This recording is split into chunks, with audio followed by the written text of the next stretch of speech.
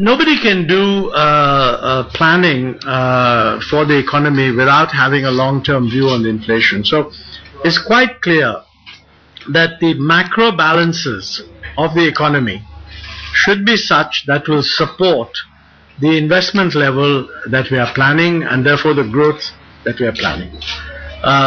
Inflation is really the consequence of macro imbalances. If you're pushing for too much investment and you're not actually having the savings needed to support it, you're going to generate sectoral imbalances that will lead to inflation. You could also be triggered into inflation if there is a global pressure on particular prices. I don't expect to see any global spikes. I mean, I expect energy prices to remain high, but that's not a spike. That's just a high level of prices. So the most important thing is that, we do want an acceleration of growth. I think one of the central messages which the plan document is putting out is that right now we are in a situation where the growth has slowed down. But there's not enough realization and I mean you gentlemen and ladies of the press are the ones who have to put this across. There's not enough realization that this is a global phenomenon. This morning I saw a news report where the president of Brazil has lowered the growth rate for 2012 to 2%. So I mean, when you say that we are concerned about the growth rate, I don't know how many of your readers are aware that one of the BRIC countries has lowered their growth rate to 2%. I've been quoted as saying I don't expect growth to be as low as 5% in the current year. I think it'll be better.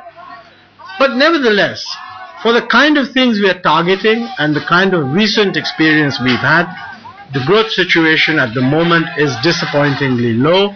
So the most important thing is to get the momentum of growth back, and the plan lays out that the short-term priority should be a revival of the growth momentum.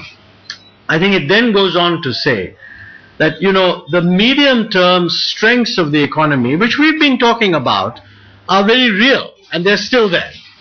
But if you start off with a low growth and we hope we can end up, let's say at 9% by the end of the 12th plan, we're not going to have 9% during the 12th plan. And the plan has given an assessment that we think that with a lot of hard work and a lot of taking tough decisions, and I think the diesel price hike yesterday is one of those tough decisions, but we need a lot of tough decisions. I think we can reach 8.2, and I think it will be inclusive.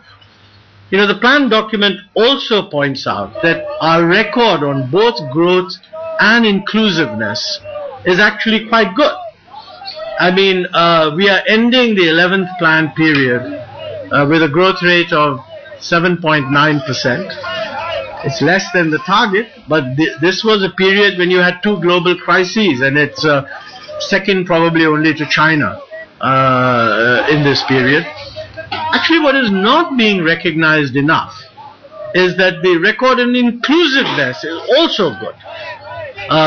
The data, poverty has come down.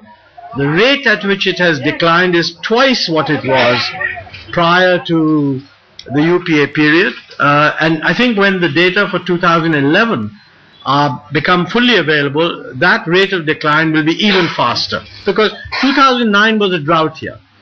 If you look at agriculture, the 11th plan has shown a growth rate of 3.3%.